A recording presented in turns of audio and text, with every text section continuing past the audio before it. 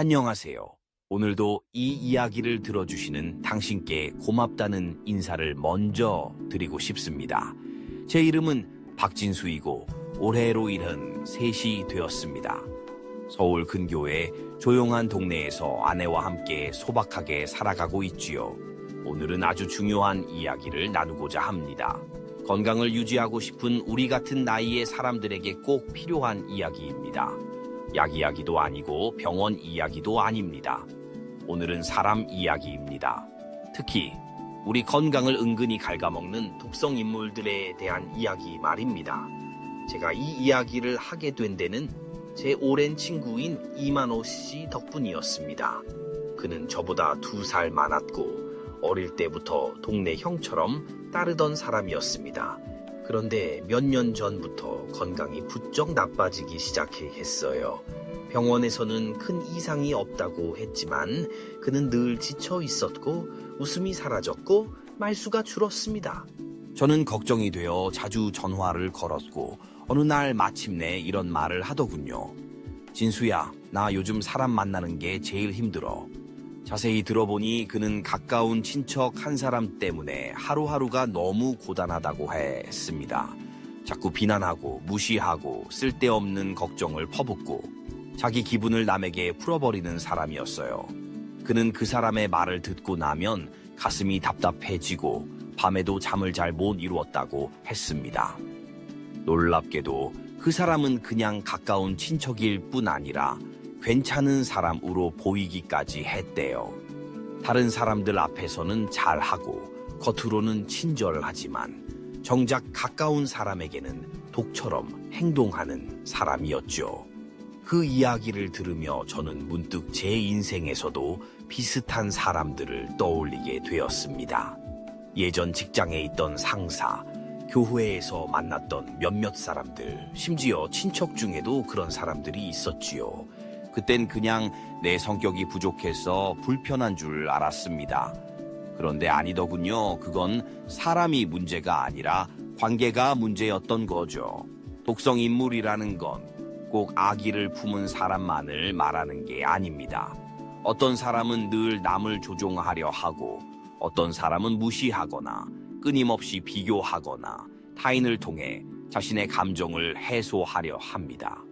그런 관계 안에 오래어 있다 보면 마음이 다치고 몸까지 아프게 되지요.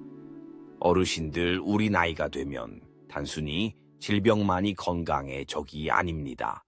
관계 속에서 오는 스트레스는 혈압을 올리고 소화력을 떨어뜨리고 잠을 방해하며 심지어 우울감까지 불러옵니다.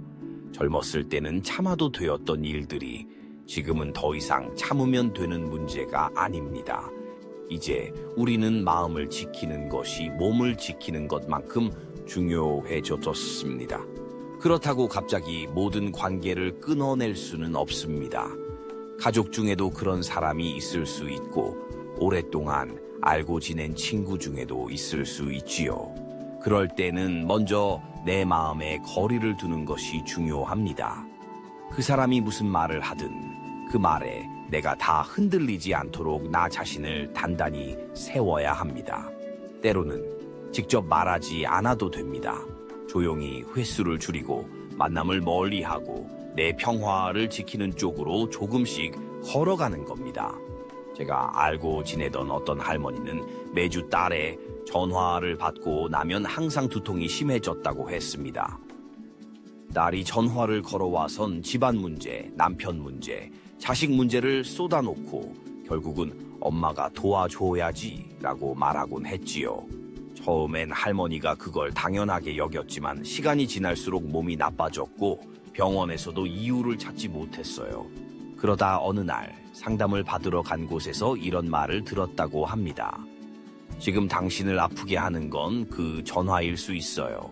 그 뒤로 할머니는 전화 시간을 줄이고 본인의 이야기를 먼저 하기 시작했습니다.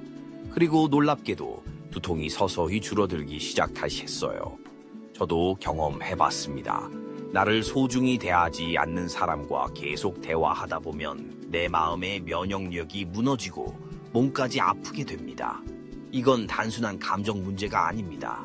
과학적으로도 입증된 사실입니다. 스트레스 호르몬인 코르티솔은 만성적으로 분비되면 면역 체계를 약화시키고 고혈압, 당뇨, 심장 질환으로 이어질 수 있습니다. 특히 어르신들에게는 작은 스트레스도 크게 작용하지요. 그래서 저는 요즘 제 건강을 지키는 새로운 습관을 들이고 있습니다. 약도 잘 챙겨 먹지만 그보다 더 중요한 건 건강한 사람들과의 관계를 유지하는 것입니다. 따뜻한 말 한마디 해주는 친구, 내 이야기를 들어주는 이웃, 같이 걷자고 하는 후배와의 산책. 이런 작고 평범한 관계들이 오히려 제 건강을 지켜줍니다. 혹시 여러분도 요즘 마음이 괜히 무겁거나 이유 없이 피곤하거나 밤에 잠이 잘 안 오신다면 자신에게 이렇게 물어보세요. 나는 요즘 누구와 자주 이야기를 나누고 있지? 그 사람과의 대화는 나를 기분 좋게 만드는가 아니면 더 지치게 만드는가? 대답은 여러분의 마음이 가장 잘 알고 있을 것입니다. 사람이 나를 살리기도 하고 나를 병들게 하기도 합니다. 어쩌면 우리 인생에서 가장 조심해야 할 약도, 가장 치유가 되는 약도 사람일 수 있습니다. 늦지 않았습니다. 지금부터라도 내 마음을 힘들게 하는 관계는 조금 멀리하고 나를 따뜻하게 해주는 관계에 더 가까이 다가가 보세요. 저는 매주 일요일마다 공원 벤치에 앉아 햇살을 쬐며 아내와 함께 김밥을 나누어 먹습니다. 가끔은 옆에 지나가는 강아지와 인사도 하고 이름 모를 할머니와 잠깐 눈도 마주칩니다. 그 짧은 순간들이 제 몸을 따뜻하게 하고 마음을 단단하게 만들어 줍니다. 꼭 특별한 일이 아니어도 좋습니다. 내 주변에 건강한 사람 한 명만 있어도 인생은 훨씬 덜 외롭고 더 튼튼해질 수 있습니다. 오늘 제 이야기가 누군가의 마음을 조금이라도 편안하게 해드릴 수 있다면 그것만으로도 저는 행복합니다. 우리는 이미 충분히 많은 것을 감내하며 살아왔습니다. 이제는 우리 자신을 위해 살아도 됩니다. 누군가의 말에 흔들리기보다는 나를 사랑하고 아껴주는 이들과 함께 걸어가면 됩니다. 다음 시간에는 마음의 병과 몸의 병이 연결되는 또 다른 이야기를 나누어 보려 합니다. 부디 오늘 하루도 무탈하시고 당신의 곁에는 따뜻한 사람이 함께하길 바랍니다. 고맙습니다.